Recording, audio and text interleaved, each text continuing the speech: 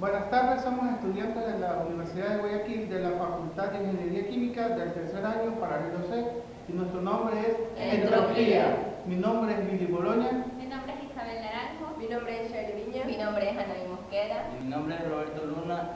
Vamos a presentar videos sobre balance de energía correspondiente a la materia de cálculo en Ingeniería Química 2. Bien, para esta nueva serie de videos hemos pensado ya en dar una breve reseña o explicación de cuáles son los motivos por los cuales hemos aprendido a hacer estos cálculos, ¿no? Y se trata sobre las operaciones unitarias. El balance de materia y energía es usado mayormente para hacer estos cálculos, ¿no? Ahora, para desarrollar esta serie de videos nosotros los hemos dividido en 4 series. La primera serie tiene que ver con las operaciones unitarias que tienen que ver con la transferencia de masa. La siguiente con la transferencia de calor. La siguiente serie de videos con las operaciones unitarias que tienen que ver con transferencia de calor y masa simultáneamente. Y la última serie tiene que ver con el transporte de fluidos. De esta manera nosotros les vamos a presentar para que ustedes se diviertan con nosotros los entropías haciendo estos videos y aprendiendo.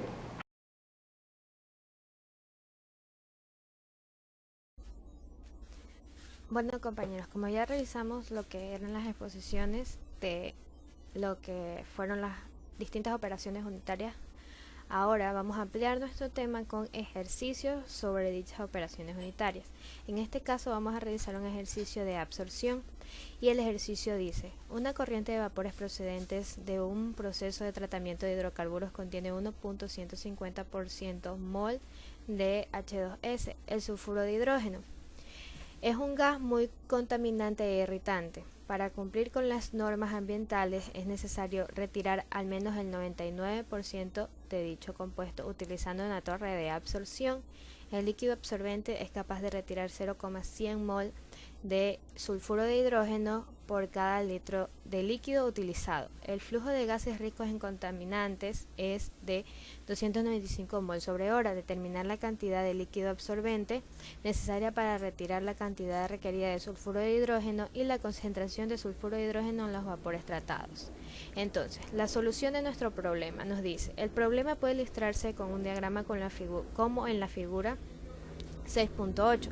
Se tienen los flujos independientes, el vapor contaminado que entra a razón de 295 mol sobre hora y el absorbente, del cual no se conoce el valor de la corriente. Entre estos flujos ocurre una transferencia de materia, pues una buena parte del sulfuro de hidrógeno contenido en los vapores a tratar se transfiere al líquido absorbente. Entonces, esta es la figura 6.8 donde tenemos el diagrama de una torre de absorción del ejercicio 6.7, el que estamos tratando. Tenemos el vapor, el gas rico de entrada, que ya habíamos dicho, tenemos la concentración, tenemos el gas tratado que va a salir, que es nuestra incógnita, una de nuestras incógnitas. Aquí también necesitamos saber el líquido absorbente que va a ingresar a nuestra torre de absorción y el líquido de salida también del sulfuro de hidrógeno, líquido absorbente. Entonces, vamos a tomar como base de tiempo una hora, ya que todas nuestras unidades se encuentran sobre hora. El balance de materia en estos componentes se plantea y se resuelve a continuación. Entonces tenemos el sulfuro de hidrógeno contenido en el volumen inicial, que es 295 mol.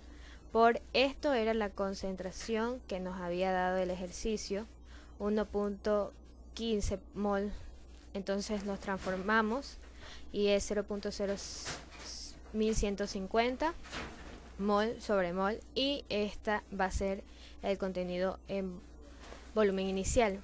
El sulfuro de hidrógeno a ser retirado va a ser esta que hemos sacado aquí, este valor 3.399 mol sobre mol de sulfuro de hidrógeno por 0.99. Recordemos que el problema nos hablaba en la parte de arriba que es necesario retirar al menos el 99% de dicho compuesto utilizando la torre de absorción. Entonces ese es el valor que vamos a utilizar aquí. El 0.99 igual nos va a dar un valor de 3.359 mol. El líquido absorbente es capaz de retirar 0.100 moles de sulfuro de hidrógeno por cada litro utilizado de líquido. Entonces el flujo de absorbente requerido es, entonces tenemos nuestro valor sobre la cantidad que es capaz de retirar, y nos va a salir que nuestro líquido va a ser igual a 33.59. Entonces la corriente LS sub S, L de salida, está compuesta de la misma cantidad de líquido absorbente que entra más la porción de sulfuro de hidrógeno que fue transferida desde los vapores contaminados. Entonces tenemos el L sub S, que ya nos había salido anteriormente el valor 33,59 litros sobre hora del líquido absorbente, más, recordemos que en la fórmula, tenemos aquí haberle sumado al LS la cantidad de sulfuro de hidrógeno. Entonces tenemos aquí más 3.359 moles de el sulfuro de hidrógeno que se ha retirado. Entonces la cantidad de vapores tratados resulta ser la cantidad que entra menos la cantidad de materia transferida desde la misma hacia el líquido absorbente. Entonces B sub S, que es la de salida del sulfuro de hidrógeno, va a ser 295.0 moles menos la cantidad que hemos hallado de la cantidad de materia transferida. Entonces es 3.359 mol y nos da como resultado que es 291.6 mol. Ahora, la concentración de sulfuro de hidrógeno en el flujo de vapores tratados en B sub S es el porcentaje de sulfuro de hidrógeno. Tenemos aquí los valores ya obtenidos y multiplicados por 100%. Esto nos va a dar un valor de 0.01166%, hallando así las dos incógnitas que nos planteaba nuestro problema. Continuando con los ejercicios que habíamos realizado sobre absorción, vamos a descubrir aquí nuevamente un nuevo ejercicio. Nos dice: se emplea una columna de absorción a fin de reducir el contenido de dióxido de azufre, SO2, en una corriente gaseosa. El gas a limpiar entra por el fondo de la columna a 45 grados Celsius y una atmósfera de presión, con el caudal de 10.000 kmol sobre hora y composición expresada como porcentaje en volumen de 8.60% en CO2, 0.060% en SO2 y el resto en nitrógeno. El líquido absorbente está formado por una suspensión acuosa de carbonato de calcio, 22 gramos de carbonato de calcio en 1000 gramos de agua, cuya densidad es 1.014 gramos sobre mililitro, que se introduce por la parte superior de la columna. Determine el caudal de suspensión del carbonato de calcio necesario para la concentración de SO2 en el gas de salida, o sea, el gas limpio, sea inferior a 0.000025% de volumen, sabiendo que la capacidad de arrastre de esta suspensión es de 0.58 gramos de SO2 por litro de la misma. Entonces la solución nos sugiere: vamos a asumir una base de tiempo de 1 hora. En primer lugar, hay que convertir las moles de gas que encuentran en su volumen equivalente a fin de poder calcular los respectivos porcentajes de cada uno de los componentes del mismo, utilizando la ecuación de gases ideales, donde R es igual a 0.082 atmósferas litros mol sobre grados Kelvin, litros sobre mol Kelvin. Se tiene que el volumen gas rico es. Entonces aquí tenemos la despejada nRT sobre P.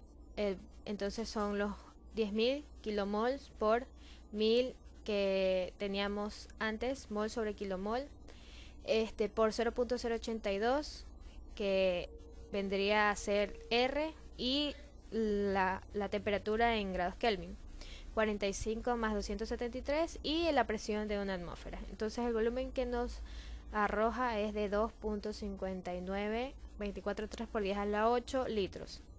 Ahora se calcula la composición del gas a partir del porcentaje en volumen. Entonces tenemos primero el de CO2, que es 8.6 sobre el 100% que teníamos, por lo que nos salió de litros ya calculados. Y el valor es de 2.22949 por 10 a la 7 litros. Ahora, el de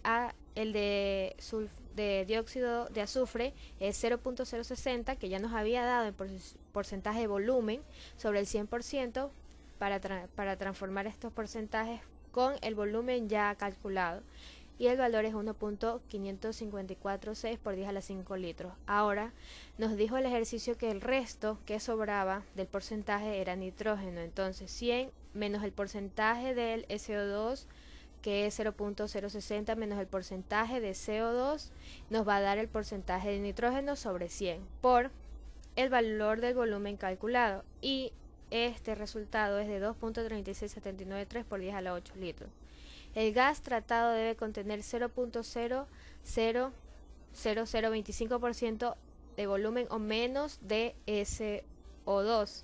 Esto significa que a la salida debe haber un volumen, una cantidad de CO2 igual a ese porcentaje, 0.00025% sobre 100 por este valor que ya habíamos calculado anteriormente, que nos sale el del SO2, y el valor va a ser igual a 3.8886,5 por 10 a la menos 2 litros.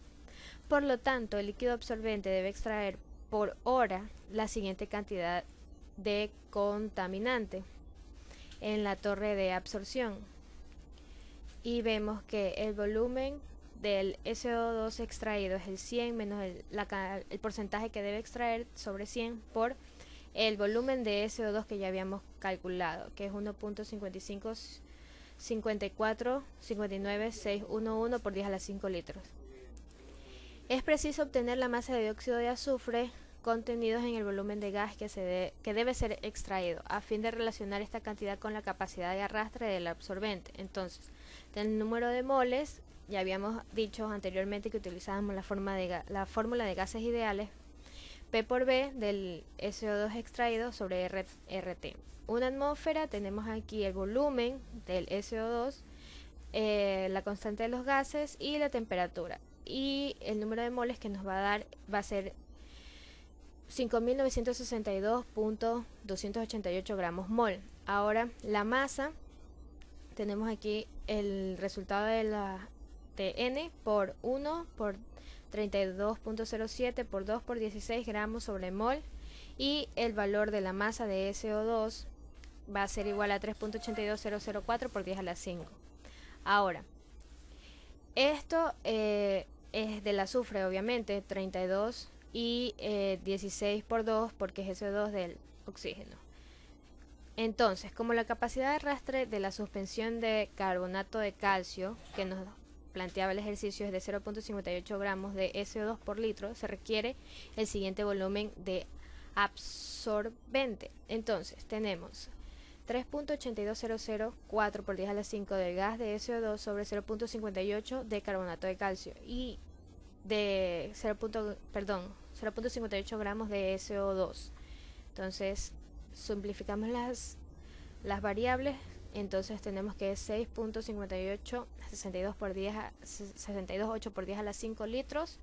Este va a ser nuestro resultado. A partir de la densidad de suspensión que nos daba también el ejercicio, que es 1.014 gramos sobre mililitro, se obtiene la masa equivalente de absorbente. Los gramos de absorbente son 6.58 por 10 a la 5, lo que nos salió aquí los litros, por un litro tiene 1000 mililitros y un mililitro tiene 1.014 gramos. Entonces en gramos sería 6.67849 por 10 a la 8 gramos.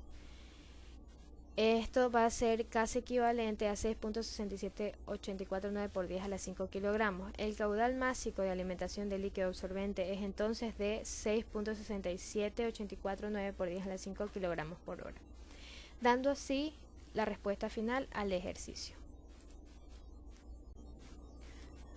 Bueno, compañeros, seguimos con la resolución de ejercicios y en este caso vamos a ver ejercicios de destilación.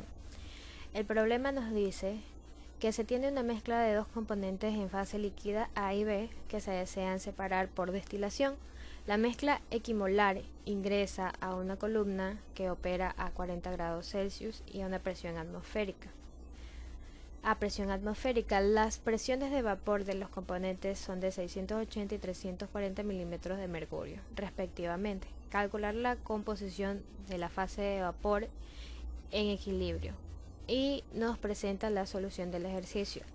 Primero se puede calcular la composición de fase de vapor empleando las ecuaciones que hemos visto ya, conocemos de presiones parciales de los componentes de fase de vapor. Entonces tenemos 680 milímetros de mercurio de los componentes que eran parte por las fracciones que de A y B de dicho componente. Entonces 680 milímetros de mercurio por 0.5 mol sobre mol nos va a dar 340 milímetros de mercurio. Asimismo con este es con el gas A, componente A, y este es componente B. 340 milímetros de mercurio por 0.5 mol sobre mol es igual a 170 milímetros de mercurio. La presión total de la fase de vapor es presión total, presión de A más presión de B. 340 que ya habíamos sacado más 170 milímetros de mercurio es igual a 510 milímetros de mercurio. En consecuencia, la composición del vapor esta es la composición, presión parcial de A sobre presión total, 340 milímetros de mercurio sobre 510 milímetros de mercurio totales, que ya habíamos sacado. Presión total es igual a 0.667.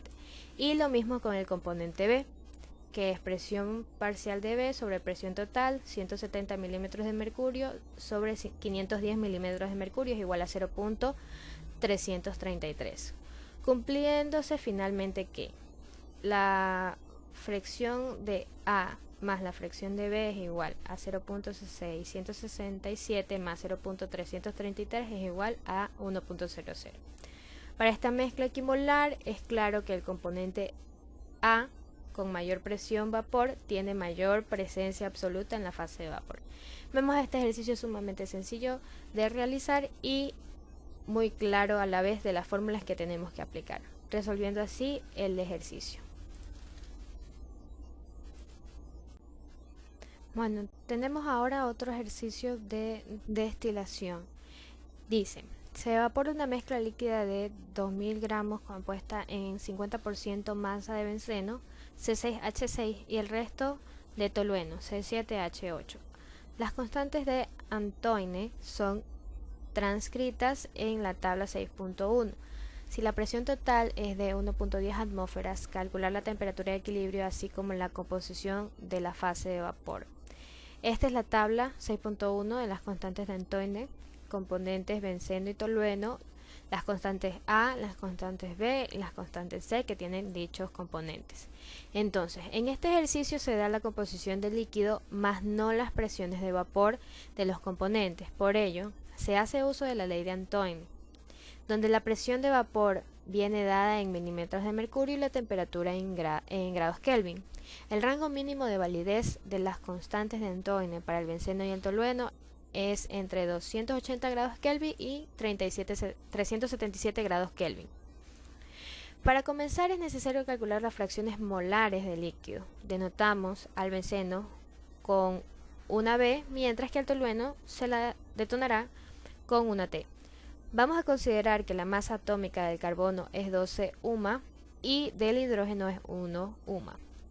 Entonces, moles de B, ¿qué vendría a ser en este caso el benceno? Tenemos los 2000 gramos por 50% dividido para 100, que esto era lo que nos daba al principio el ejercicio, y sobre el peso molar, esto 12 del carbono y 1 del hidrógeno, y los moles de B, 12.82 gramos mol.